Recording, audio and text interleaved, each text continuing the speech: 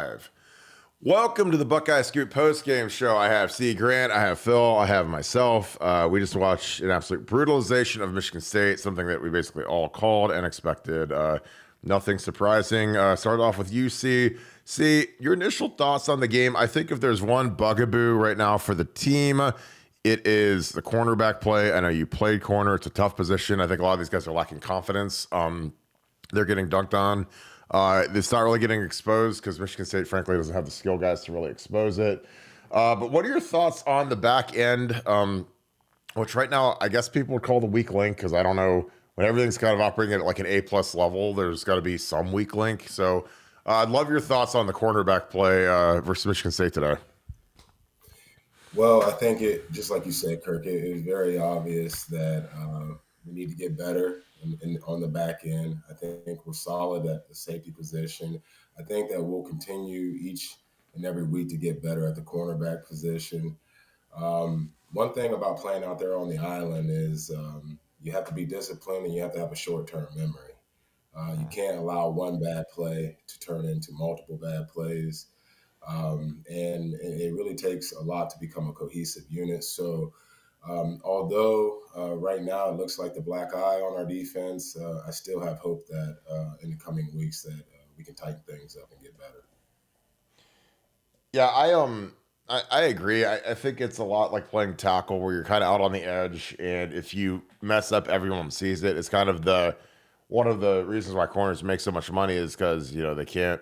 They're when you give up a touchdown, everyone says like if you're a defensive tackle and you get pancaked, most people don't notice it. They don't see that. Most of common fans. But when you're out at corner, man, it's a tough spot. Phil, what were your thoughts on the game script? I mean, we did the game stream live. It was a blast. The party. What were your thoughts on the initial? On the reaction. The second half we took off, but what did you think of the rest of the game after we logged off? Obviously, I know what you're feeling after the first half, but give me your thoughts on the second half. It kind of went as expected. I think sort of flipped into cruise control for the second half. They really couldn't stop the offense. You got to see some of the younger guys get in. I honestly I don't think there's anything from this game that would be a cause for concern. Yes, the cornerbacks had a few blips there. I was surprised that they sat Cameron Brown for that long, just because they don't have a lot of depth there. But I guess it's you're accountable for the results on the field. So I think the cornerback room will get better, and his learning experience. I don't think there's a lot to be concerned about, especially the first half. We talked about it. The pick six, but that seemed more like a miscommunication than really an error on the corners, on the wide receiver or C.J. Stroud. So I think overall it's very positive, and then a little sloppy here and there, but kind of got into cruise control. That was a dominant victory. They could not stop the offense. I mean, it was, I was hoping we get the second teamers in a little bit earlier. Kyle McCord, we only got a couple passes from him. My hope was let him actually run the offense. Let's see what happens. But they get a little conservative when he comes in. I get it, but it's being respectful to the opponent. But it was a dominant victory all around.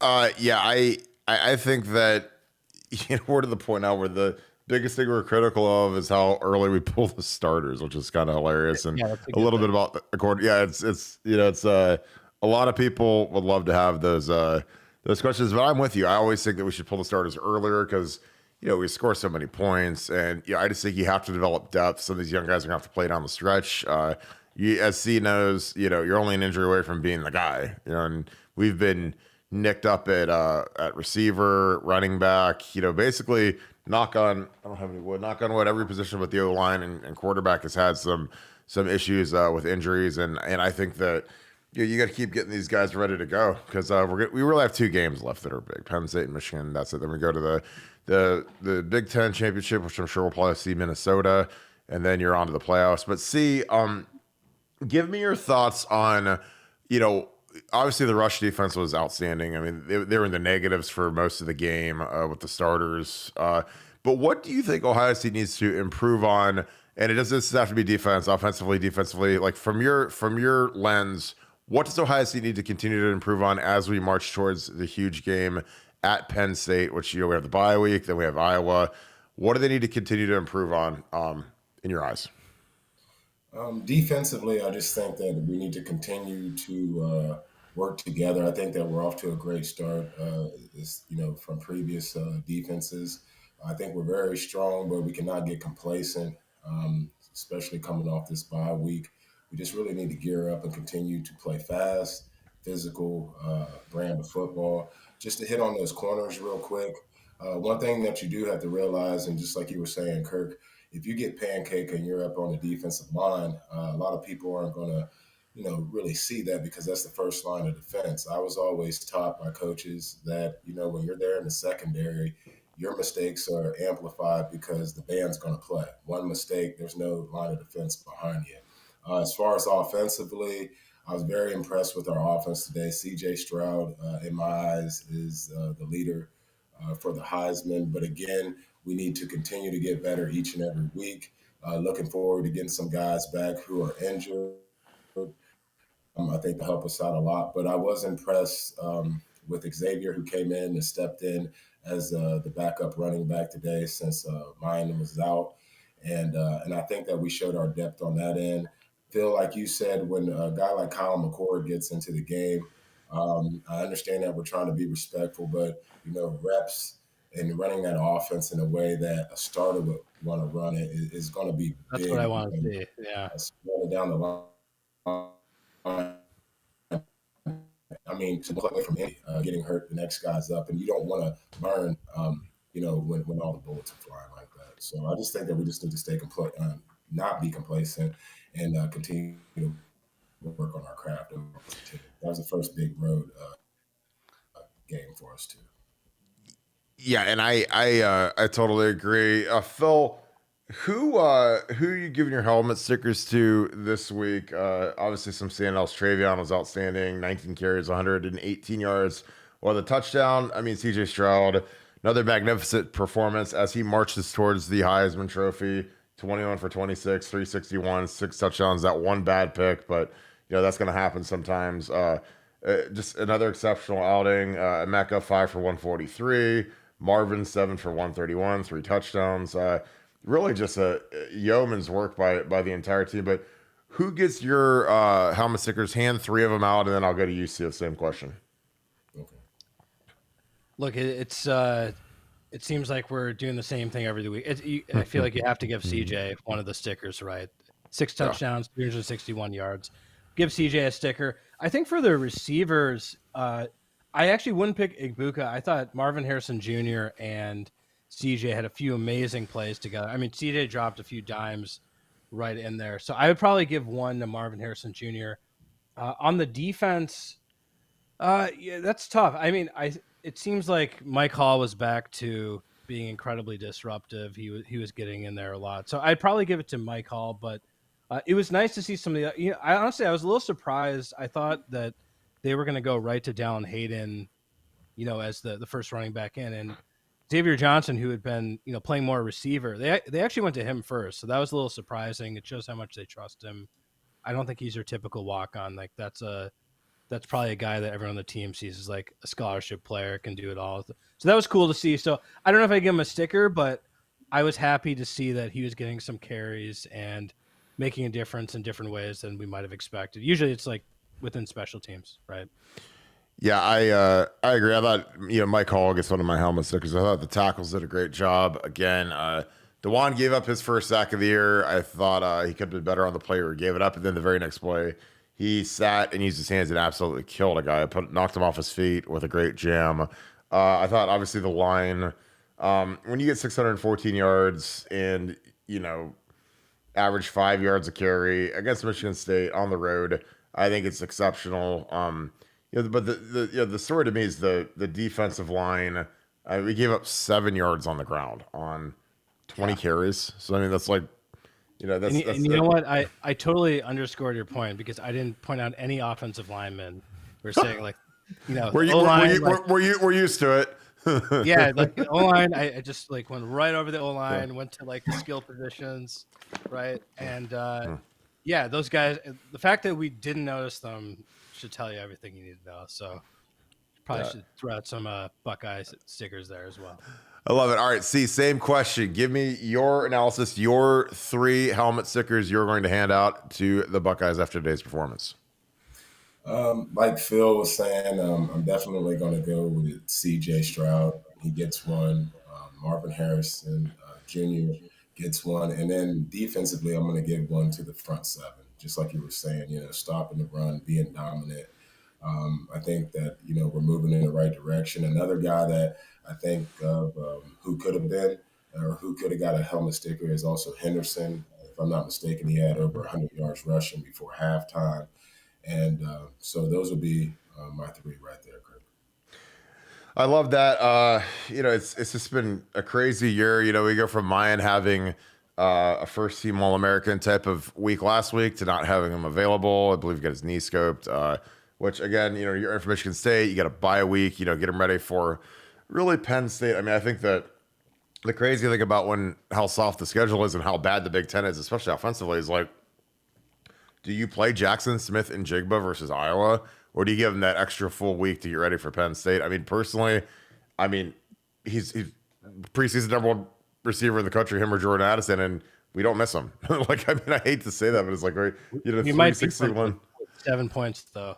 Well, that's what I'm saying with Iowa. That you get to 10, and they're like, oh god, this is like the end of time. See, if you were in Ryan Day's shoes and you had your superstar wide receiver with a nagging soft tissue injury, a hamstring, which a hamstring, it's not, people don't cry tears for you when you pull your hamstring, but it's one of the worst injuries a player can have, especially a skill guy, because they always want to try to come back and they always want to try to push it and they always want to get back on the field. And, oh, hey, it looks like you're walking good. Like, can you go play today? And sure, you go out there and pull it again. And then you're back to, it's like all those hours of rehab and all that stem and laser and ice and heat and all that, it all goes out the window as soon as you pull it again. So it's like, do you shut him down until Penn State? What would you do if you were in Ryan Day's shoes? See?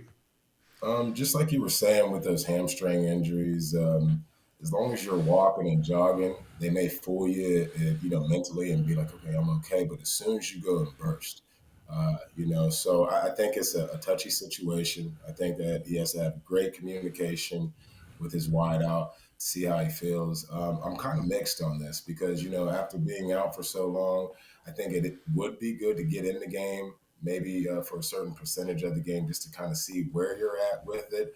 But, the way that we're rolling right now and younger guys and other guys have stepped up, it may be best just to hold him out because I think what we don't want to see is him come back too early, re-injure it, and then we don't have him down the line. Just like you said, we still have guys on the schedule like Penn State and that team up north. So I think it's a touch and feel situation. Have great communication. Whatever Coach Ryan Day decides, I think that we'll be fine either way. But I know he wants to get back out there on the field and compete with his brothers. So just have great communication with him and see where it goes from there. Yeah, I mean, like if I'm that kid, I'm seeing if I can be held out through Penn State because again, when you play Iowa, if you score 10, you're going to win. So it's like and again, we need him for Michigan and Penn State. That's it. So we don't need him for. And let's be like realistic. Like this guy has everything in front of him with the NFL. Like you have to understand his personal situation too, right?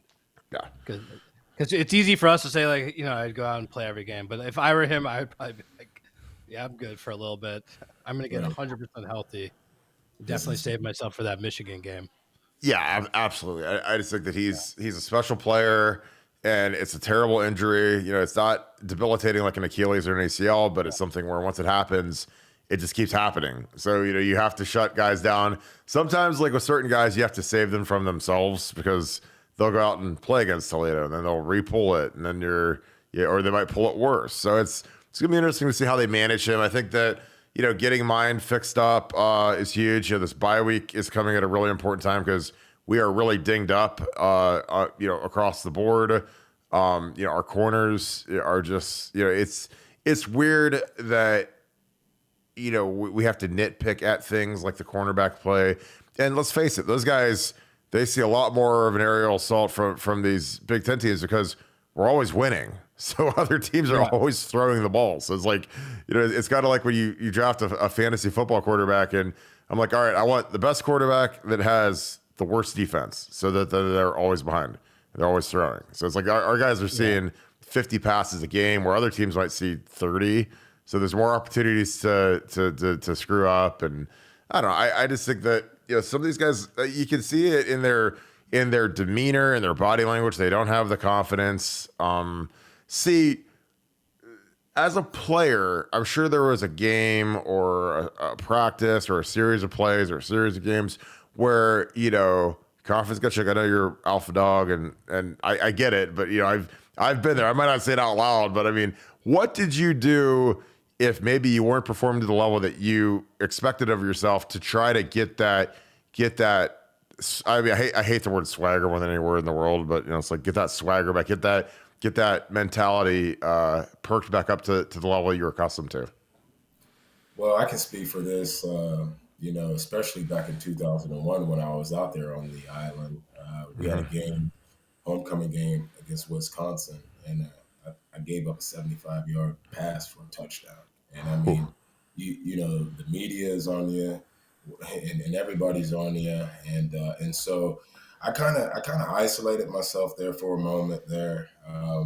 Just really didn't want to press too much, but it's hard not to press when you're playing at a pressure cooker like the Ohio State. You're going to press. You can say that you're going to block everything out, but you're hearing it. You're hearing it walking across the oval. You're hearing it if you pick up the Lantern or any type of newspaper outlet. And now these guys now have social media, so it's in their face constantly. So I just think the biggest thing is getting back. Keep it simple, stupid, dumb. When you're out there at practice, almost using those practices as game situations. I never ran away from the issues. That means when we're in one-on-ones and 7-on-7s, I'm getting up against our top wideouts, and I want work. And then also asking those guys on offense, the wide receivers, hey, what do you see that I'm doing wrong? Is there something that you can help me with on that end? Going back and watching film, and then ultimately, your teammates, man, they're going to uplift you and empower you and let you know that, hey, man, you're going to be all right. So the big thing is don't press and just try to find yourself, man. Just keep it real simple, because if you don't, it can get out of hand, and before you know it, you'll be wondering, should I even be at a place like the Ohio State on scholarship? So, true. So I have a few questions for you guys. So as former Ohio State players, so one of the comments we're getting right now is about the DBs, going back to the question of like, why aren't guys turning and looking for the ball? And I think it was like Jeff Hafley. I remember like the media tried to explain it. I don't know if I'm correct or this is the philosophy that's used by all coaches, but it's kind of like, if you're getting beat, you're not turning to look for the ball. If you're in good position, you're turning to look for the ball. Is that correct? And like, did you see anything wrong with what the DBs were doing, or were they actually following the correct philosophy? And maybe they're getting beat, so they're not turning to look because they got to try and catch up with their man. I guess the thoughts on that, because it's a big, like a lot of Ohio State fans are always like, why don't our DBs look for the ball? And I know there's like a reason behind that. So maybe you guys obviously could explain it. The way it was explained to me, and Phil, I think you're right. When you are getting beat, there's no time to look back. You're trying to recover and get caught up with the wide receiver. The one thing that you want to do, and that was always coached to do, is get position on the wide receiver and then turn your head and look back. Also, if you are getting beat, for the most part, wide receivers' eyes get real big when that ball is in the air, and you try to time it up to where they put their hands out and try to break their forearms if you can, to try to disrupt the pass play. But I think you're right. If you're getting beat constantly, you're going to be in recovery mode, and that's not always going to fare well for us. So I think right now is just getting good body position, and you really can't play the ball until you have that man covered up. So we just need to do a better job on that end and making sure that we're in good position. Yeah, that's good. So other question I had for both of you. So we're coming up on the bye week. This team is pretty nicked up with like a lot of different injuries. So how do you guys how did you guys handle practice during the like? Are you, I mean, is it just shells, or are you guys doing walkthroughs? Like, or do you have a full practice each day? Like, how does that handled, and does it sort of adjust depending on the team's health? Like, what is that going to look like, you think, for this team? See, you take that one, because I know what my answer would be, but I'd love to hear your answer as a player and if you were coaching. Well, I think it's tough going into the bye week, especially when you're coming off of great momentum. You don't want to lose that momentum that you have. I've had coaches say, "Hey, we're gonna keep it business as usual through the week." Of course, the guys who are dinged up, you're going to use the majority of that bye week to get healthy. But for the most part, you do not want to get to a point to where you're lackluster in any type of way, shape, or form. I believe on one of the bye weeks, I can remember, even when it was, uh, we tried to have an extra day of hitting for the guys who were healthy, because we were on a rise and wanted to keep that edge to ourselves. But bye weeks are tricky. Bye weeks are very tricky. I was very impressed the way that we came out and won today, because, when you're thinking about the bye week, Kirk and I had talked about this before, your mind is, some of these young guys, it's their first time away from home, whether it's California, Texas, Florida, or even, somewhere within the States. So you're kind of yearning to go home, get a home cooked meal and whatnot. But to answer your question, I just think that, with the guys nicked up this year, let's focus on, making sure that we recover, get these guys back healthy, and keep pushing.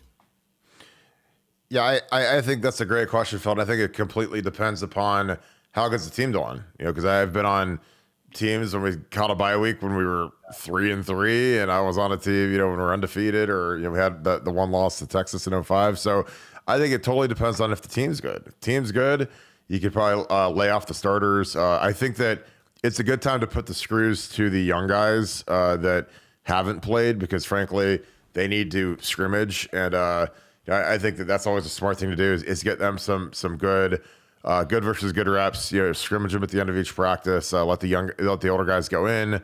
Throw them a bone. Just have them do some conditioning with Mick. Do some running, whatever, some light running. But I think it's important to really develop the young guys that aren't playing right now and have them go good versus good. I mean, you could have Devin Brown, in a red jersey live, scrimmage, see how he does. I just, it's a time to develop that bottom of the roster, the guys that aren't playing, maybe some of the older guys that you want to get a really good hard look at to see if they're going to make the jump into the portal after the season. See if, hey, maybe you should kind of nudge them towards the portal, because the roster management has never been more important than it is now, and you've never had more options and varieties than you do right now, because with the 1 year the one-time transfer where anyone can transfer in, every one of those scholarships is much more valuable, because you can push kids out, you can bring in some impact kids, especially at positions like corner and tackle. And I'm sure Mark D'Antoni is watching every game possible to try and find us some more corners. Any spots where we look a little soft in the depth chart, I think that he's going to be aggressively pursuing kids. And this is part of big league football. I mean, you look at Alabama; they just kicked off against A&M, and they're starting tailbacks from Georgia Tech, and they have a tackle from Vanderbilt, and that's the new wave in college football. And we have to be aggressive at shopping for kids in the offseason. So I think some of these third and fourth year guys that haven't played, or they're not in the two deep, they got to get a good hard look at them this week in the bye week, practice them hard and see if they really have a future here, or if they're somebody that might need to level down and go elsewhere. Like, I mean, there's no shame in that. I mean, Max Ray went to Colorado. He took a medical red shirt, so now he's a GA at Toledo. Ryan Jacoby is playing for Pittsburgh at tackle. Again, there's no shame in that, because these kids, they need to go play. I mean, hell, Joe Burrow did it, and he became the number one pick in the draft. So these kids want to be NFL players. They got to get on the field. And frankly, some of them aren't quite Ohio State material. So I think this is a good week to get some good evaluations on some of these, especially the trenches, some of these O-linemen and D-linemen. You really got to see if they're up to snuff. And, when you switch out your coordinator and you switch out your O-line coach, it ain't the guy that recruited you anymore. So he has no loyalty to you. And it's going to be interesting to see what these guys end up doing from there. Hey, I think that's a great point that you made too. Getting the too deep in the younger guys and guys who have been around 3 or 4 years. It's almost like bowl practice. Mm-hmm. How you go about it there.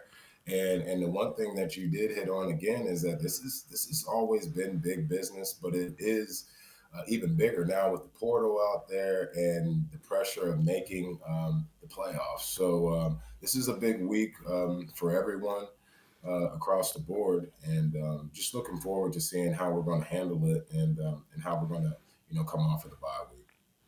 Great question, Phil. You've been rapid fired them all day. So what Yeah, else? no, so I mean, What else you got in there?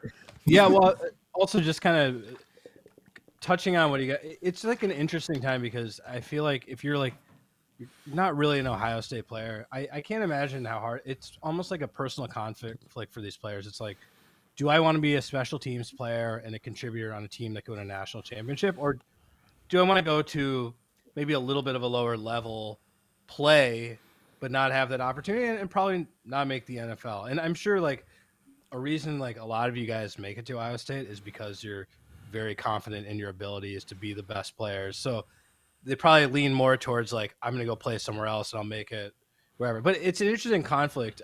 So one of the questions we're getting in the chat here, and it's popped up a few times, like, do we think that the DBs and mostly the DBs, not the entire secondary, are going to like mitigate our chances to go out and win a national championship, or is this something that's still fixable? There you go, Ken Dog. I like the biceps on that pit. I like that.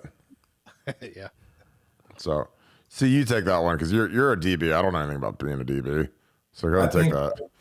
I think right now it's not that big of a deal, but you have to look at the whole scale. It could be. I mean, and then we'll be pointing back to these games earlier in the season, mid-season, on some changes that we needed to make. Again, going back to what I said earlier, and what if it was the D line, that's one thing. We've seen it with linebackers. That's another thing. But when that's your last line of defense, Yeah. and a lot of these teams that we're going to play, just like Kirk was saying, when we get up in the score, we get up on up on our opponent, they're going to throw the ball. And when we get a team at some point who is more, on our level, I do think that it can hurt us. So, it is something that we do need to take care of right now. And it's going to be tough because tough decisions are going to be made. I mean, we saw it today with Brown sitting down for a long period of time. Yeah. And I think a little bit of that is, the lack of confidence in the secondary. And I'm sure those coaches are getting the pressure too. We're talking about it. They're hearing about it too. And they're going through it each and every day. Hey, what do we need to do? Because down the road, as things get tougher, even in the playoffs, you do not want that to be our Achilles heel. So it is something that needs addressed as soon as possible. But do you think, like, to your exact point, that this is maybe exacerbated by the fact that we're always like jumping out to a big lead on these teams, so they have to throw the ball. So it's like, it's a math. Eventually they're gonna get a few through. So it looks worse. But if we were in like a real nail biter back and forth where it's more balanced, they're not trailing by 35 points. It might not seem like as much of an issue. Well, if we're getting uncomfortable and uptight in these types of games, I don't think that it's going to get any better when we're in, say a 21-14 game or 21-17. The big thing that, I don't think that we need to like over worry about it right now, but it is something that needs addressed. I mean, at any point in time, a team can decide to throw the ball. And right now, if we're talking about we're shaking on the back end, anybody else left on our schedule is talking about that. Teams from the SEC who think that they may see us down the road, that's what they're going to go after. So it's something that we can't hide. We can't hide guys back there on the back end. We're going to have to step up. And the big thing is, when you're getting those opportunities, there's one or two ways you can look at it out there at corner.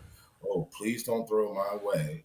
Or you can be a dog and say, hey, I know they're going to throw the ball. Money time. I'm about to go get a pick. So we need more guys to step up, find that inner dog in them and say, all right, I wish you would throw it my way. I'm going to take that ball and give it back to C.J. Stroud, and you guys are going to be in trouble. So we just need to find out who's who in the back end, and we need some dogs to step up immediately. See, was there ever a time where you had to kind of fake that bravado and confidence, like in your career, or you saw maybe with other guys that were kind of shook on the back end? Because again, some of these guys, our fans are absolutely, hang on, we got another one. We got another one. Oh my God, sit down. What are you doing? Good God. We got another one. So here comes our fourth fearless guy. He's standing. Got to rearrange all these names because of you. Jesus Christ, like, what are we doing? We're in the kitchen cooking, man. Cooking, man. Cooking it up, baby. What are you cooking? Tacos and waffles. Tacos and waffles. My God. No wonder you look how you look. Sounds like what my son asked for dinner tonight. That's why. I mean, it's like TJ. That's why TJ is my son. So, good job, son. Where'd you go? But I got something for you, man. I got that extra protein because I know you like extra protein in your waffles. Well, you better get some squats in your life for that protein. You're just gonna be wasting it all. What TJ, I'm gonna get your thoughts real quick on the game since you're late per usual. I just want to know, who would you give your 3 helmet stickers to, and what do you think of the game? I mean, it was a massacre. It's amazing that Mel's making like $90 million for like the next 8 years or something insane, and they look like a program that you think would want to change their coach, but they just cashed out last year. So they're like, I mean, I know they probably can't keep the receipt on that one, but what were your thoughts on the game, TJ? It was a pretty stellar effort by the Buckeyes, but your thoughts. And I didn't see any false starts either, so I'm sure you're probably sad about that. I felt bad for your boy Matt Kirk, man. The Perry Panther up there starting hard, man. Just when you're on the backside of a beating like that, man, sitting on the bench, like just watching the points pile up, knowing you can't do anything offensively. It's like, man, let's just wrap this thing up. Get out of here injury free. I mean, it's just Ohio State flexed their muscle and showed how good they really are. To me, I think CJ gets a chance to get one of those stickers, even though we're probably giving one to him every week just because he's got to be top 2, top 3 for the Heisman running right now. But when you throw a pick 6, as a quarterback, how are you going to bounce back from that? And typically, like the next series or the series after that, you could have some hangover. And for him, he throws that pick 6, and at the time, it still kind of felt like Michigan State was still around in it. It was early, and I was talking to you and Phil earlier, man. 69-yard touchdown. I mean, that's a good way to bounce back right there. You got to be happy with what he was able to do with that. It shows his maturity as a quarterback. It shows that he's not afraid. He's not going to be gun shy. After you just throw a pick 6, you're on the road for the first time this year. Dial it back in and throw a 69-yarder. And we're not going to sit here and say, oh, it's a confidence booster or you get your swag back, whatever it may be. It never left. It's going to happen. It's a game of football. We all know that. I mean, it's never going to be perfect, although it was almost perfect in 2006 when I went up there. When we went up there, we beat them like 56-7, but I jumped off sides 3 times. And I graded out at 91%. If I don't jump off sides those 3 times, I'm grading out at 100, man. That's 100. Yeah, Bulls always was a soft grader, but So I have a question related. So you mentioned Emeka, like he had that great play after the miscommunication. So they've moved him off kick return. I think Chip had 1 return today. Like, is that a risk reward? You think it makes sense? Like, he's obviously a very important player for the team, but last year it seemed like he was ready to take one to the house, and they've kind of lessened his duties on special teams. Is that a decision you think makes sense given his importance on the team? I think it does, and I'm a Chip fan, so I want to see more of him. I mean, I covered games when he was up there at Hoban. I watched him when he was out there at Arizona State. Like, I mean, his first year running the rock, I'm thinking that I'm looking at a running back who's going to be playing on Sundays. What he was able to do in Herm's offense. I mean, he was balling out, getting carries, I can't remember the other guy he was going back and forth with as a freshman, but he basically showed that he was the better running back. And I want to see more of him. Should it be on the kick return? I don't know. I mean, Kirk, you put that article out. He's the biggest kick returner in the country, in Ohio State history. Dude is loaded back there. But if he finds that crease, you see so many guys, and I know you played a lot of that on kickoffs and stuff. You're going down there full tilt. A lot of times you're just getting like an arm on a guy, hoping to trip him up. You ain't gonna trip up Chip Trayanum. You ain't gonna trip that dude up with one arm. No, you're absolutely right on that. And you have to stay disciplined on those kickoffs and stay in your lanes. But like you said, if you stick your arm out there, you're gonna lose your shoulder. And speaking of him, I thought with Williams out today, I honestly thought that at some point we would see him go in there and take some carries, and I was kind of excited about that. It didn't happen, but we have to find. I mean, he is a beast. We have to find somewhere for him on this roster to make home. So hopefully here in the next couple of weeks we'll get that figured out. I hope we can keep him there at the Ohio State, but this is a business, and guys want to play, especially guys as talented as he is. I mean, he's a true definition of a football player. You put him anywhere, and he can be definitely productive. So again, just something else on the list for the coaches to get figured out here over the next couple of weeks.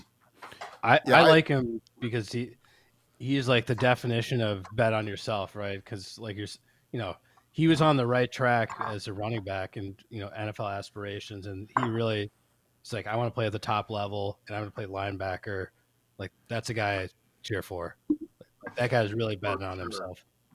There it is. Yeah, I honestly I don't want to say the word disappointment, but of all the guys that I've been surprised that hasn't found a role on the team, he's probably right at the top of the list, because I thought coming in that he would be a guy that could use as a blitzer, maybe give one of our top two. It's hard when we only play two linebackers now instead of the old three. We play three safeties, but I figured he'd be more of a factor somewhere. And again, like when we had this rash of running back injuries, I'm like, well, put him in at running back, make him the number 2 running back behind Trey today. Just give him a role, because again, I know. See, you're tight with Hoban. Obviously, your son goes there, but I don't know how this kid sticks if he doesn't start contributing. I mean, he went from being a starting running back to a guy that barely plays, and I don't know what the disconnect is. And again, I'm not in on that. He was the first black stripe this year, wasn't he? Well, yeah, because he was. I mean, he's already a veteran. He's already a guy that played and started. And I get it. So I mean, it's hard to have a guy that's already started games in college football and you're peeling off. So all transfers have to wear the black stripe. I don't know the whole story behind the black stripe, but even if you're a transfer portal cat and you started somewhere, you got to start with a black stripe. Yeah, every new player. That's something Urban started in 12, where it was like every kid that comes into the program, if he's a transfer, if he's a freshman, he has to wear that black stripe, and it's kind of like you got to kind of earn your way onto the team, or so to speak. I mean, you're on the team, but earn your way and get the black stripe removed. And some of it is theatrics. Some of it is like, okay, let's kind of manufacture a good day for this kid. So we'll, Urban always told a story about a tight end that played. He played. I think it was Cornelius Ingram, played for the Gators, and he was kind of having a rough go at it in the spring. And Urban's like, well, here's the deal. We're going to kind of manufacture like a good shot in the arm for this kid. He's an older kid. He scored a touchdown against us in 06, but they basically formulated it where he told Charlie Strong, hey, call this coverage, this blitz, and we're going to run this route, and he'll be just wide ass open in the corner of the end zone. And it happened, and he caught it, and it's at the end of the scrimmage, and they won the scrimmage. And that's kind of how football works sometimes. I know people don't believe that, but like, if you're trying to manufacture something good like that, I mean, now the kid's still got to run the route and catch the ball, but they ran the perfect coverage against the perfect coverage beater, and and then he became like a captain and draft pick and all that. But sometimes, like did score a touchdown against us in 06 for Florida. Everybody did. Tebow scored against us. On that I know. Yeah. I have a question for you guys. So if I don't know, like in your experience, obviously the transfer stuff has changed a lot with the portal, but if you came in as a transfer, let's say you're like a sophomore or junior, right? You're coming in for fall camp. Did they put you with the incoming freshmen? Like that was your crew. You like lived with them. You rolled with them. You did everything with them, or did they sort of like bump you up to the guys who are in your class? Because I feel like it's tough coming in as a transfer. So I just wonder how do they structure that? Like Kirk and I was picking at him during our live chat today about some of the behind the scenes stuff. It's another thing that like you don't really get info on, but I would imagine it can be tough for a guy who's supposed to be a junior and then they throw you in with all like the 17-year-olds. Like this is your group. Right? They're smart about that. I mean, once a kid has been around for a few years, like they're not going to make him go back and like be a freshman and live in the dorms and all that. He automatically gets singing, and that was kind of how it was with like for instance, Dante Whitner was in my recruiting class, and Dante graduated early, came in in January. Right after the national championship game, did 6 a.m. conditioning.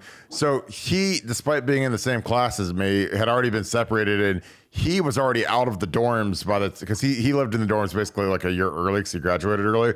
So he didn't have to live in the dorms when they were there. What's up? Yeah, Maurice Claret did the same thing. Yeah, exactly. Early, and basically, he lived in Smith Tower, and then we all had to go over and live in Morrill. But he was done by the time we all got in there. He was able to get his own place. I mean. Sure. That's pretty cool. But see, wouldn't you feel like almost like a babysitter if you're a 21-year-old dude coming in there that you transfer and now you got to go hang out with the 18-year-olds, man. It's like, man, I ain't holding nobody's hands, wiping nobody's butt. No, I'm with you on that. I mean, I played over 20 years ago, so it was a lot different, but I do remember Maurice coming in early. And just even as an older veteran guy, it gives you an earlier opportunity to get to know that person. So when the rest of the freshman class came in over the summer, we felt like we had already, created and built a bond with Maurice. I mean, he had been there through winter conditioning, spring ball, and so he was almost like a sophomore. Now on the flip end, the only guy I can really think of is maybe Chris Vance, who came in as a junior. Now I don't believe they made him, Coach Tress. I don't believe Coach Tress made him stay in the dorm or whatnot. But I do believe that is. I think it would be tough to transfer into a new location, and you already have stats, and at another place, and then kind of be looked at as a 17 and 18-year-old. I just think it's all about handling the individual. I mean, and those individuals who are coming into the Ohio State have to understand, what the standard is and what's going to be laid out for them while they're in that transfer portal. Maybe that's something that they talk about. Hey, when you come here, we're gonna start you off at this level. And I don't think there's anything wrong with earning your stripes. The Ohio State is it's a different type of place. And just because you can gather up stats somewhere else, when you walk through that door, nobody's handing you over their position, and nobody cares about all that. It's a whole nother world. So, you just kind of get in there and get in the mix and kind of see where you fit in. And what we're seeing with guys even this year, it may be hard to find a place, So Kirk, do you think that you should be fast tracked to the front of the line if you came in and you played a year at Arizona State? Oh, absolutely. Just because it proves that you can play, you have played. You're not you're not a guy that's a freshman. And again, it depends on how good of a player you are too. It's kind of like, honestly, it's kind of like my boy Quinn Ewers. Like Quinn Ewers, #1 quarterback in the country, 5-star, all-world, highest-rated recruit ever, goes to Texas, and they didn't make him go sit in a dorm, even though he graduated from high school a year early. They don't treat him like a freshman. They treat him like a sophomore. Well, Kirk, I think on that too, it goes back to, Quinn isn't going to stand for that. A guy who leaves high school early to come to the Ohio State and be in that quarterback room that he was in with, Kyle McCord, CJ and the rest of the guys, he's a very confident individual. So I'm sure when he hit that portal and he talked to Texas, they knew what they were getting, and he knew what he was getting into. And going back and being a freshman again, I mean, the guy left his senior year of high school to come and get involved with college football. So different strokes for different folks. I think that's something that needs to be discussed prior to committing yourself to are you bringing me in here to be a young guy, or are you bringing me in here to help? So it's Hey, kind of don't how let good. Quinn fool you, man. He wanted his mama to do his laundry.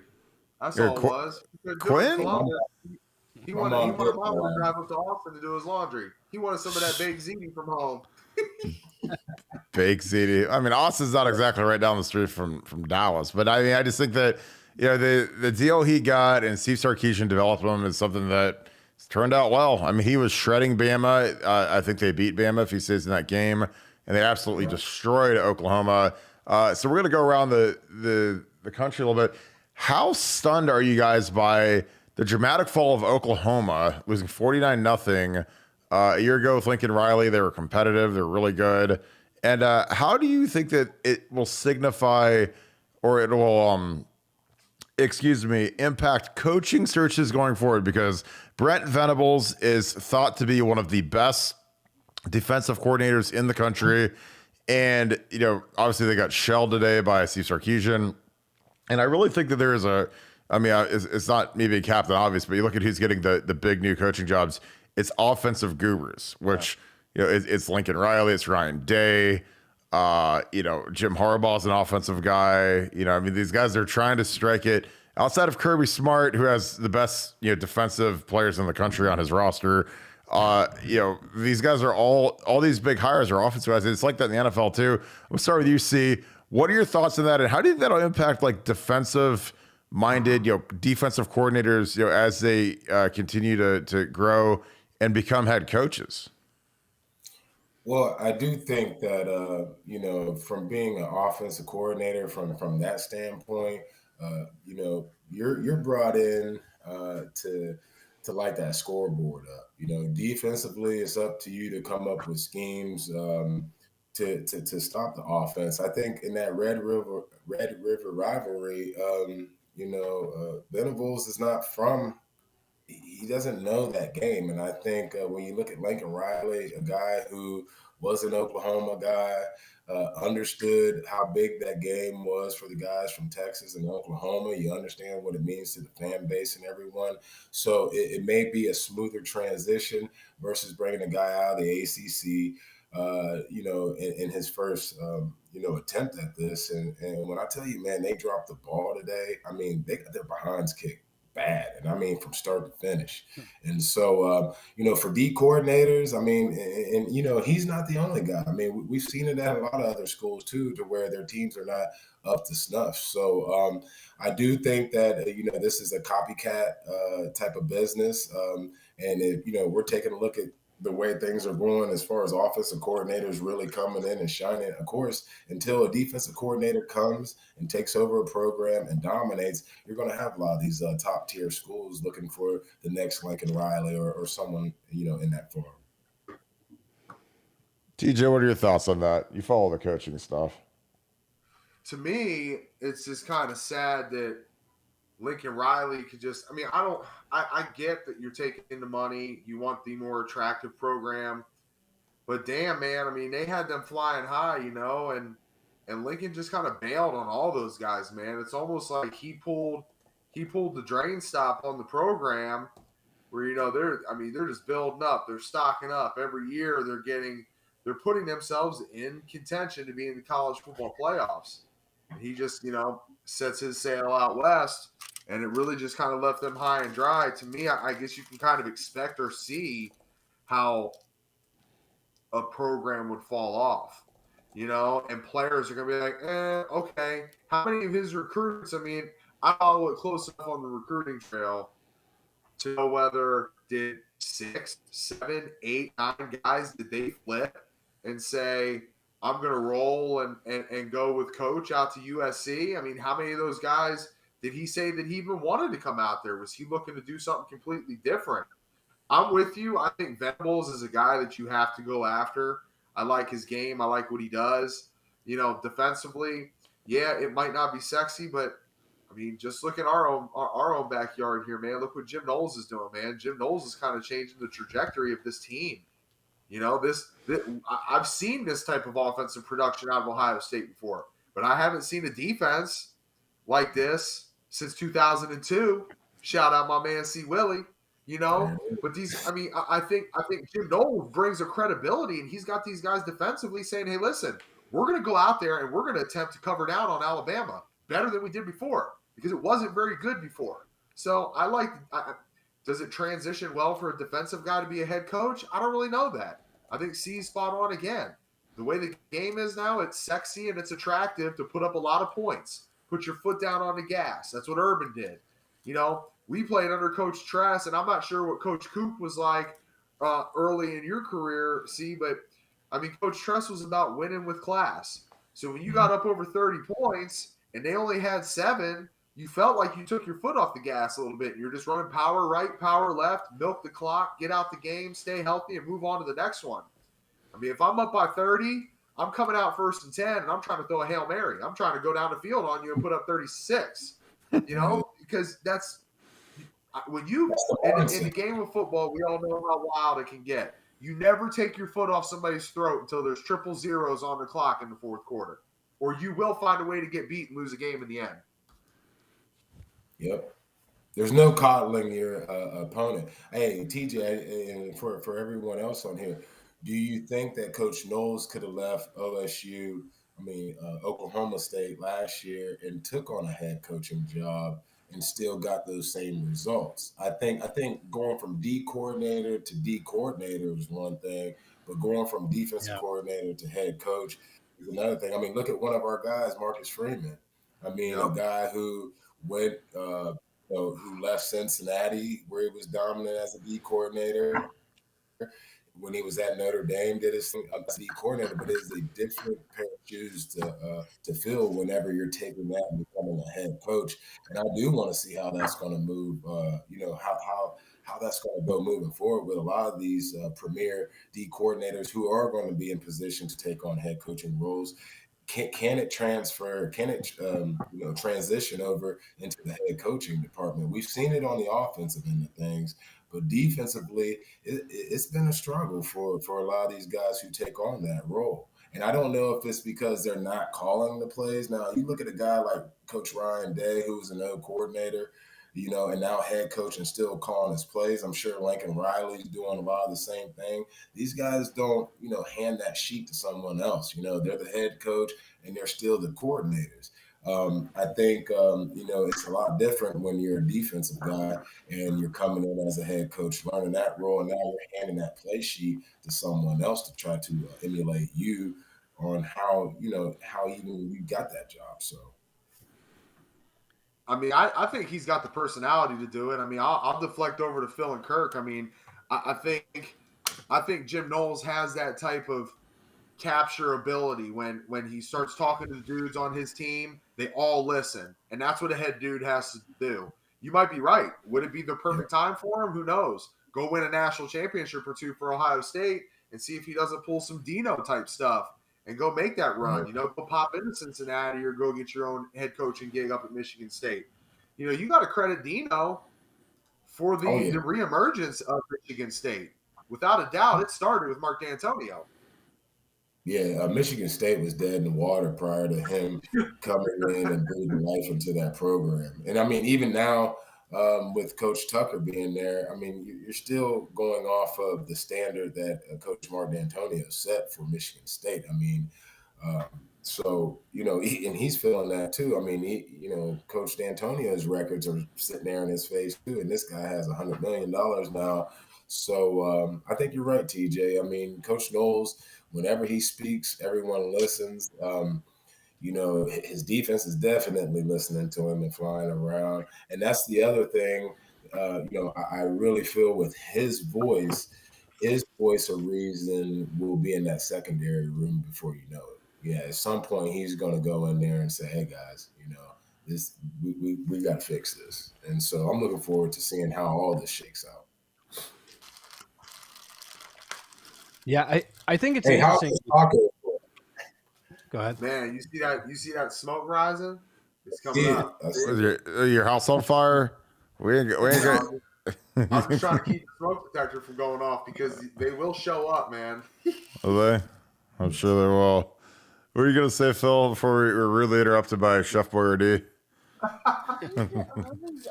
No, I was gonna say, I don't think it's like a universal rule. You need an offensive mind to lead a program. I think Luke Fickell obviously comes to mind as like a defensive minded guy that's done a great job. But it is interesting. Like with Jim Knowles, he comes in, we kind of view him as this like defensive guru, and he's obviously changed things very quickly.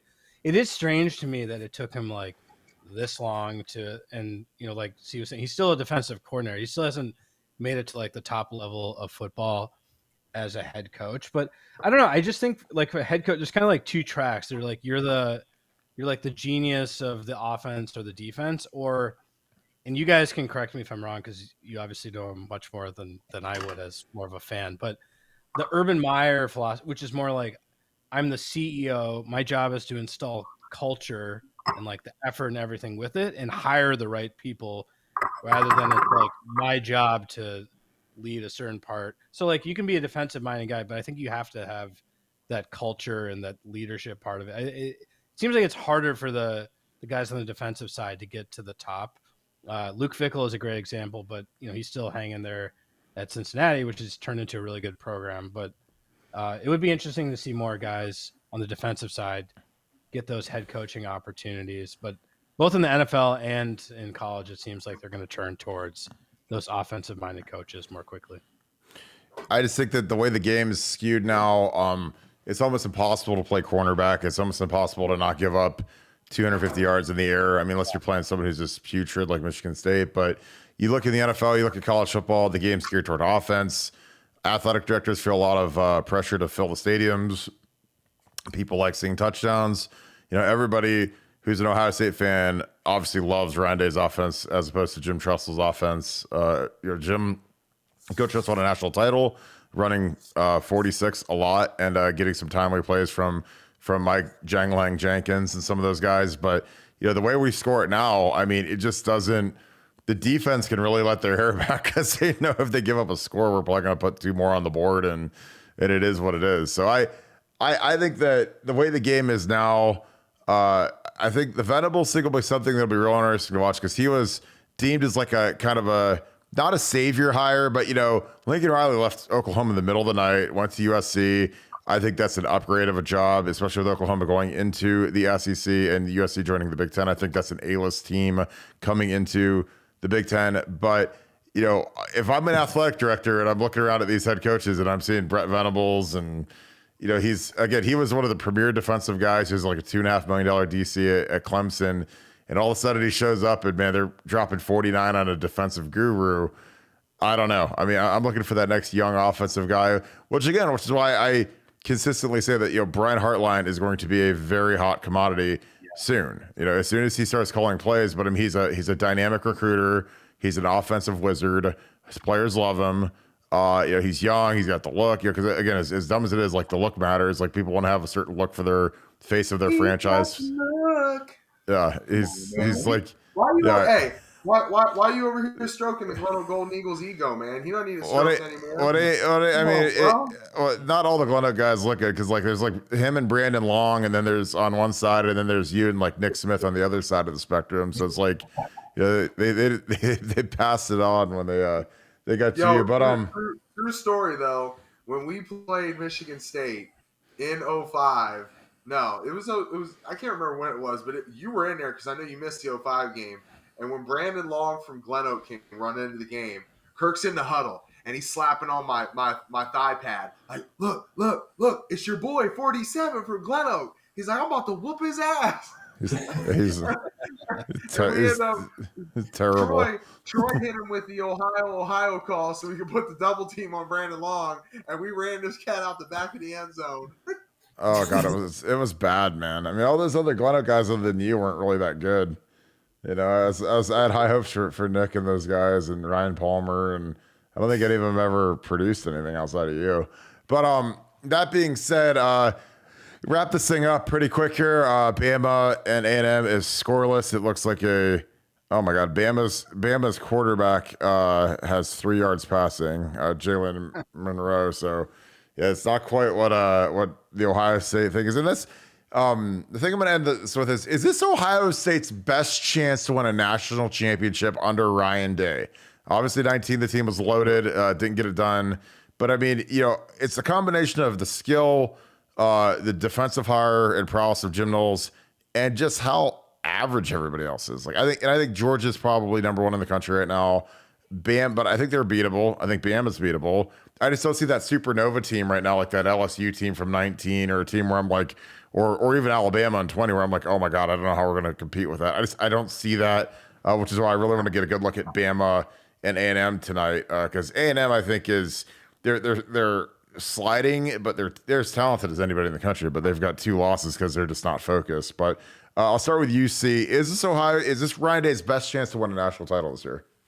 I think so. I mean, it's right there in front of us. We have an explosive offense. Defense has definitely improved from seasons past. Why not us? Is the way I kind of look at it. I think there's only maybe 1 or 2 teams that are on our level that could, do anything with us. So I think that, we really have to look at this year. Every year at The Ohio State, we're looking to win a national title. So why not this year? I think you have Stroud in his second year, Henderson in his second year. You have guys up front. You have all the guys that you need at wide out, and the defense is coming along. So why not us? I do think that we're on a collision to possibly bring home another national title to the great state of Ohio. TJ, your thoughts? I think potentially, man. I mean, obviously, when we had the talent at wide receiver that we did over the last couple of years, you thought that we'd be in the mix. We just could not cover down on Bama. I mean, it's unfortunate, but when you put Tough Moreland on a guy that is just going to completely smoke him on every play, it doesn't take a rocket scientist as an offensive coordinator to pick out that mismatch and exploit it. And we got exploited. Now, does that fall on Tough and his inabilities of not being able to cover? Or is that on the coaching staff? Is that on Kerry Coombs? Is that why he's no longer with us? Jim Knowles, I think, is the guy that can get that figured out. One question I want to ask you, Kirk, because you just kind of touched on it, stadiums being filled up. Was that kind of was that a bad look today up in East Lansing? I know Scarlet and Gray were in the house, man, but that stadium was looking empty, man. That was not impressive. That was not pretty. UCLA has not been impressive. And how about Kent State? I'm going to get on my high horse here real quick, man. The Golden Flashes, they played Miami of Ohio today. They traveled maybe like 5 people down to Oxford. That's embarrassing. Kent State's one of the best teams in the MAC. You're in the state of Ohio. It's only like a 2.5-hour drive. Why are you not there? I mean, is it still COVID, or people just not wanting to come out, or what? Phil, why don't you answer that? Then I'll give my opinion. I just think the game experience has just gotten so much better at home, right? Yeah. I mean, now these days, like, you have to drop so much money, especially if you're bringing family. You double, triple the cost. You got to park. It takes forever. It's like I can sit here, watch my big screen TV. I can have other games going. I can be checking the score.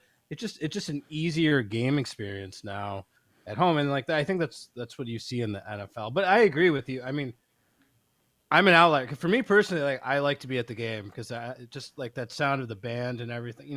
There's something about that you can't really conjure up just watching on TV. But no, I think I don't think it's COVID anymore, to be honest. I mean, I live in Florida, but I think we've kind of moved past it at this point. It seems like it's more just they've created a better experience at home, and it's too expensive for like the common person to. Plus, you can sit here and make tacos and waffles while you're doing the game. Yeah, exactly. Yeah. Looks like I'm a Judas Priest, man, coming out with the fog machines behind me.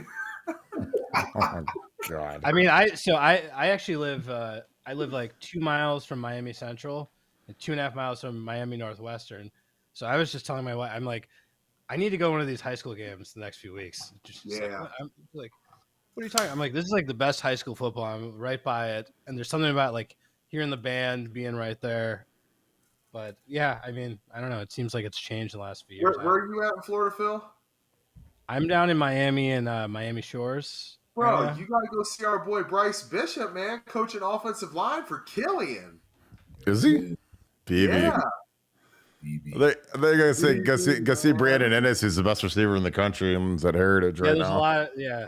There's a lot. I mean, there's Malachi Tony, the best freshman in the country. Yeah, There's a lot of ballers down there, but TJ, your questions are gonna. I just think that the experience stinks. I'll be honest. Like I think that Ohio State does a really poor job of the game day experience. I think it's absolutely terrible for the type of product that's on the field.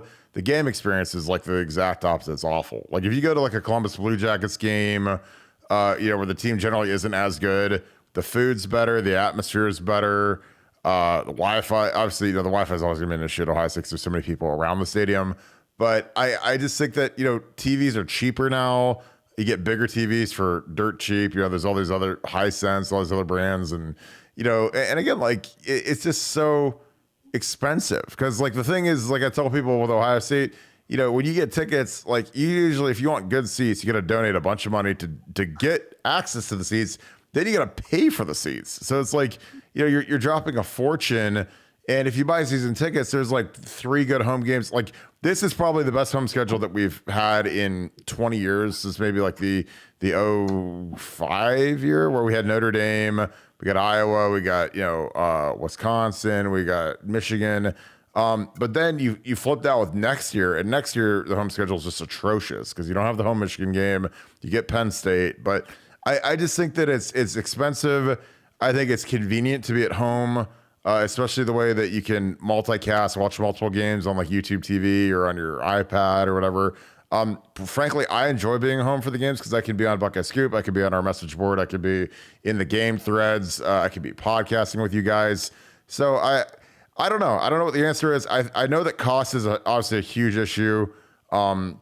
Because it's just gross how expensive sporting events are. And I took my kid to a Blue Jackets game, got him good seats, but it was every bit of, $600 to go to it's just like for a regular season hockey game, I'm like, that was fun. But like, do I want to do that more than once a year? Probably not. And, with Ohio State, you look at our schedule and we're playing Arkansas State, Toledo, these like turd teams that nobody wants to watch. And, still like 100,000 in every week. You can guarantee and set your clock to that every week at Ohio State. You're going to get 100 G's in the stadium.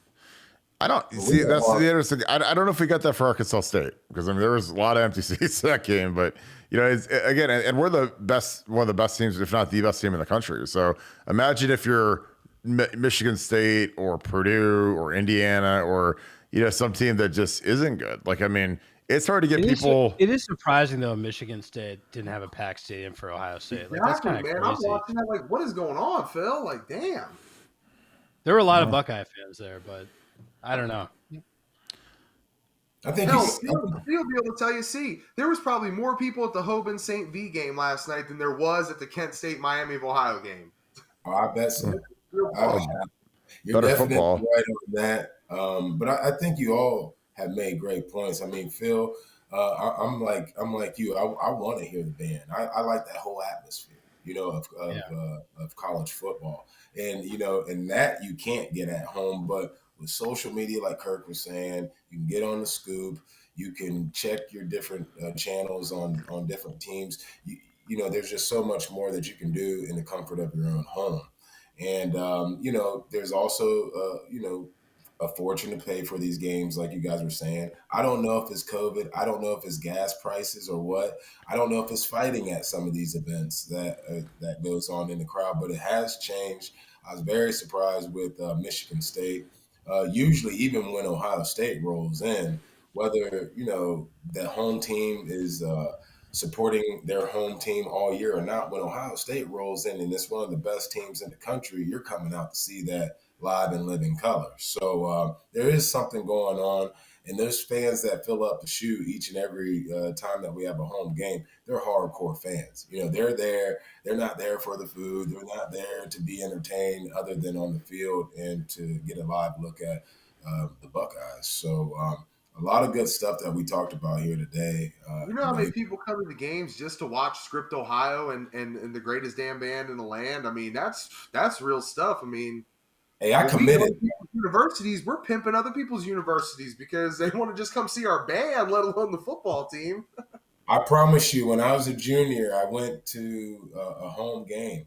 And when the band came out and did Script Ohio, man, I looked at my mom and dad, and I'm like, I'm here. And my dad was like, Done deal. I don't see this, but there's just something about it. The best damn band in the land. it was just captivating to sit up there as a recruit and just see it. Just getting that Ohio State experience. So it was good for me. I mean, Phil, if that's what they're doing in UCLA, I mean, I'm sure you saw the pictures out there. I mean, what are they going to travel when they come and play Rutgers? Or they play Maryland or, Michigan? I mean, what is that going to look like? I mean, are they even going to travel anybody? I don't think money's going to solve it, and they're joining a tougher conference, so it's not like they're going to shoot up and be a top 3 Big Ten team, right? Right. Hey, can I ask one question real quick before we get off? I'd love it, C. Do it. What are your guys' thoughts on the Big Ten right now with the East and West? I know on Twitter I've been saying like we need to reshuffle this whole thing. I know they're trying to do it, based off of area, location. But just I would like to hear your guys' thoughts. I just think that every year seems like the East is better than the West, and is it time to shake things up? Especially with USC and UCLA trying to come on board, because me personally, I think it would be better for the Big Ten Conference if we weren't so top heavy as far as the league goes on the East side of things. I wouldn't mind having Ohio State on one side and Michigan on the other side. Take those rivalries, Michigan State on one side, Penn State on the other. Wisconsin and Minnesota. What are your guys' thoughts on that? You start, Phil. Eventually, you're going to have to reshuffle. I mean, you got to. But I guess you want to have it out. Go ahead, start, Phil. I guess I'll turn it back to you. But like, would you be cool though playing Michigan like back to back if that happened? If they split them, like you're fine with that? Like, imagine like let's say Michigan they lose to Ohio State, but then you rematch the next week and Michigan wins, and then they get to go to the playoffs and you don't. That's the only thing about if you put it opposite sides. I personally think I agree with you, but I think if they put USC and UCLA in the West, and then I don't really care about some of the bottom teams, they could shuffle them around. I think that'll solve it. But yeah, I agree. I mean, the West hasn't won the Big Ten, right?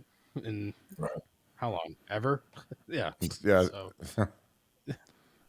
And I keep thinking about the Michigan Fight song. Like, doesn't it say champions of the West? Like, come on, man. They need to get over there on that West side, man. But hey, I think it's good that we got Maryland stepping up. Maryland's playing good ball. I mean, you want to have a little bit of parity inside of it, and I don't know. I mean, it's I think back to 2006, Kirk. I mean, when they wanted us to rematch Michigan in the national championship, even though that would have been 51 days after we beat them in the horseshoe, would you want to? I mean, I can see where a lot of people would say, you know what? What else is better than beating Michigan twice in a row? I mean, that's like Christmas morning, that's right? True. Well, if you just beat them, do you really want to play them again? I mean, we wanted to play somebody different. We got Florida and we got smoked 41-14. Now, if we could go back and do it all over again, I'd rather play Michigan. Oh, well, God, yeah. I mean, even from this standpoint, look at the SEC. They don't care about that. Yeah, they don't. Yeah, they don't care, and I'm wondering how they continue to get 2 teams in a 4-team playoff. And I'm just wondering, even if that scenario happened in the Big Ten, to where we have a big dog out in the West. Let's say you move one of those guys, Penn State or Michigan, to the West, and let's say it comes down to the game. If those guys are ranked high enough in the game, is pretty good. Do we get an opportunity to maybe have 2 teams in the college football playoffs, even when they're going to go and expand here in the next couple of years? I just want to see the Big Ten brand do better because, year after year, Ohio State is on a whole nother level, and there's nobody on our level in the Big Ten consistently year in and year out. So, I just wonder, would it help us as a conference to kind of even this thing out and maybe have an opportunity to get, 1 or 2 into this playoff mix? Because we're beating each other's ass on that East side. I feel like this is the first year in a while, though, you're starting to hear like a little bit of could the Big Ten get 2 teams? But again, it's only Michigan and Ohio State. Everyone else, they don't care about. I guess we need more games like this 0-0 thriller. If I'm updated on ESPN between Bama the thrilling Alabama A&M 0-0. Yeah, A&M will be ranked number 17 next week after the 0-0. No. Well, what's funny is like UCLA. I mean, they might hit the top 10. I mean, they're now 6-0. They beat Utah, who had Cameron Rising, same guy that we played last year. And I mean, and it's funny. You look at their attendance: 42,000 and an 88,000 seats. So they're at 47% attendance, and that's a 11 Utah and an 18 UCLA. And I just think that, you know, in certain parts of the country, football is never going to be that important. Like in Los Angeles, like nobody cares. Like it's just like, you know, they're not going to go to a UCLA game on a Saturday, even if they're like number one in the country. It's kind of like team down here, like the U. It's the worst. Yeah. Yeah, it's like that's like the U should stand for you want to go to the game, and everyone's like, no, I don't. I want to go to the beach. I want to go to Club Live. I want to go to Tootsie's. There's about 800 billion places that are more fun to go to than the game, especially when it's expensive. It's in the middle of nowhere. They play in in an NFL stadium, which just looks terrible. You know, I mean, they got to build what the U needs to do. Honestly, is build a stadium that's like Minnesota. Well, Minnesota. I don't know if you saw they actually. I saw the renderings. The Yeah, renderings. Yeah, it's sick. You could like pull your yacht up to the stadium, like they have an entrance for the boats to come in. That'll be sick. I don't know if it'll happen, but yeah, that'll be sick when the one guy who likes the U, when they go 2-10 every year, pulls his yacht up, and then you've got 700. When Neville Shapiro pulls up with that turnover chain on, he pulls up his orange jumpsuit. Oh, You know, it'd be good recruit. sell it.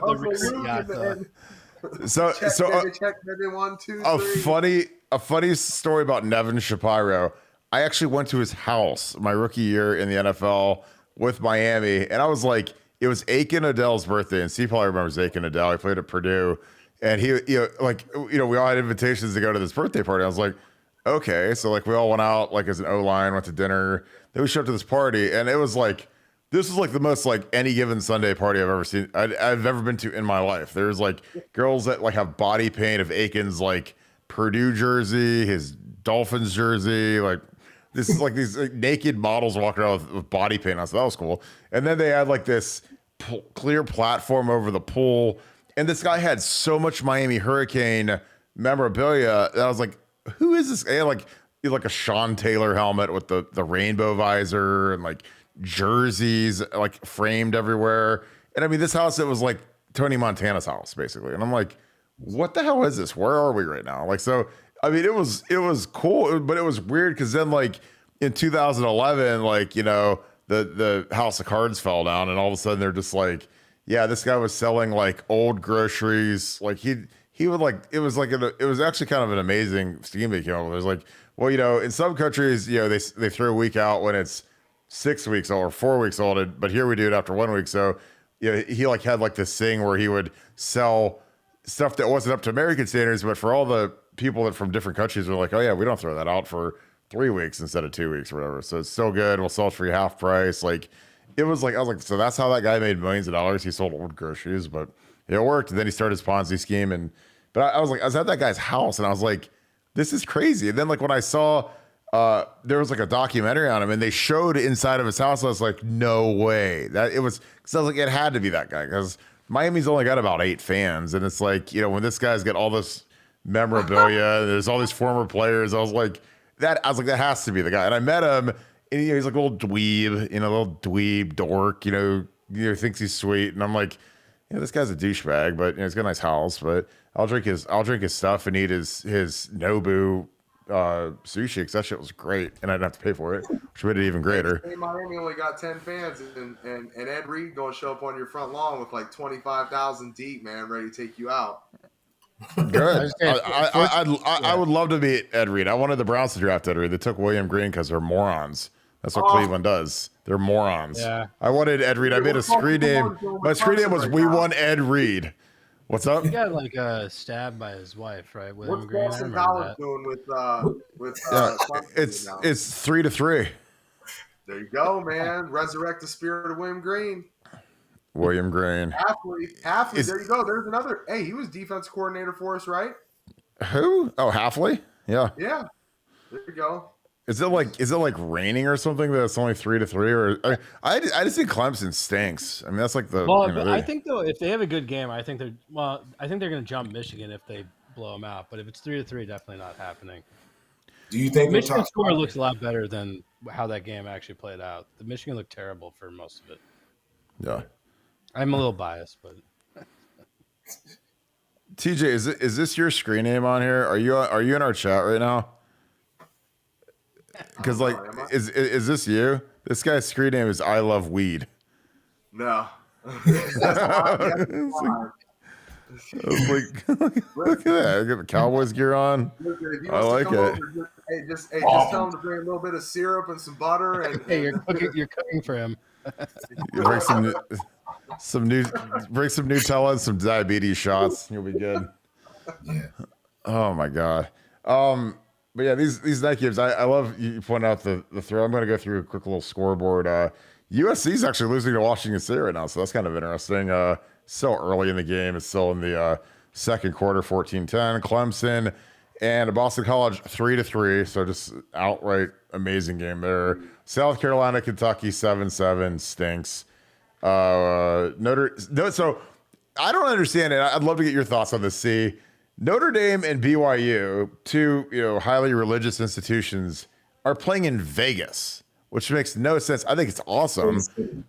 I think if I was a player and I had a bye week, I mean, I wonder if Notre Dame has a bye week after that, because I wouldn't come home. I'd be like, hey, they'd be like, where's Kirk? I was like, and it's 18-6, which is not a normal score you see.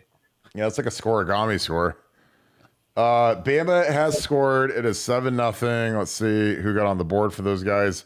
No Bryce Young. So they got Jalen Monroe, touchdown to Cameron Latu. So tight end. They have 23 yards passing so far, and it's almost halftime. So roll tide roll. Well, they've got 12 minutes to go in the second, but yeah, it's a decent slate of games. I mean, I thought this preseason, I thought this A&M game was going to be the biggest game or one of the biggest games of the year, and then they just completely crapped the bed twice. They're 3-2 now.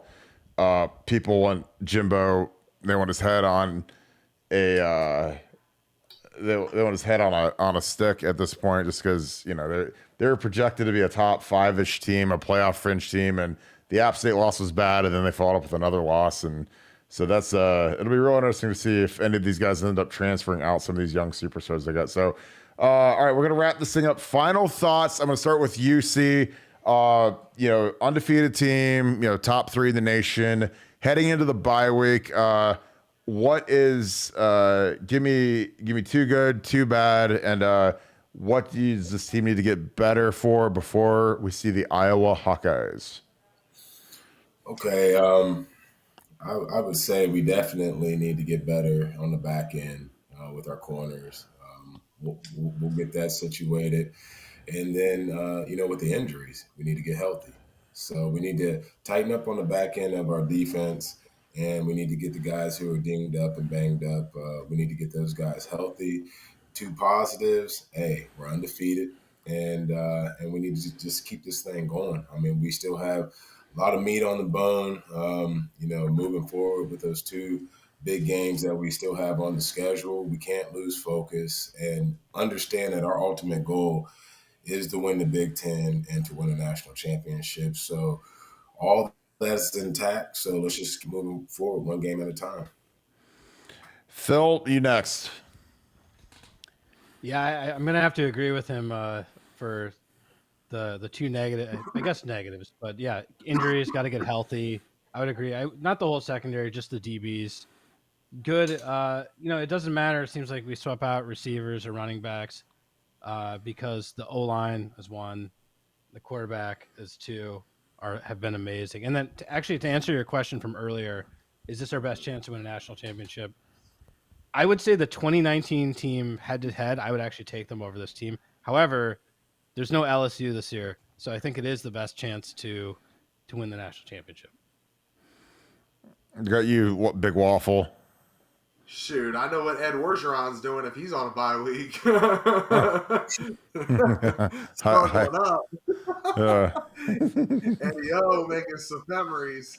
Now, God. One thing I wanted to run back to you, Phil, was you mentioned you can maybe see back there if you want to mix around some different things here in his bye week.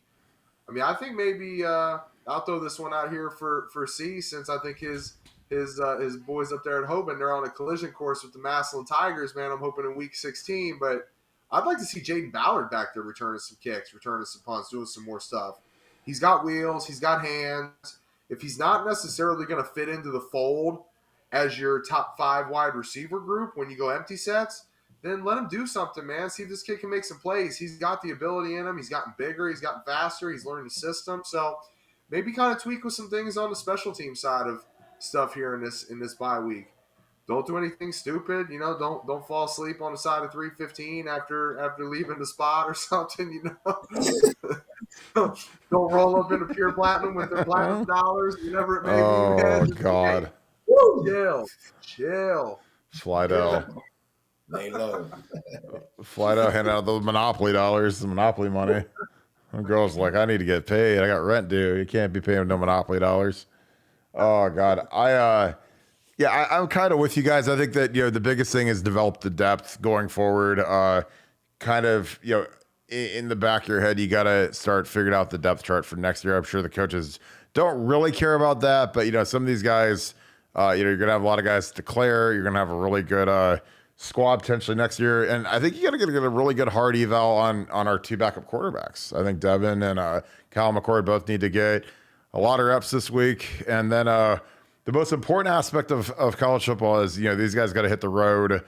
Some of them are probably going to go out on Wednesday. I imagine Thursday they'll have a skeleton crew kind of running practice. I'd send, Brian Hartline out. I would send Justin Fry out. I think that the benefit to having Kevin Wilson on the staff with Justin Fry is he can run the offensive line if need be.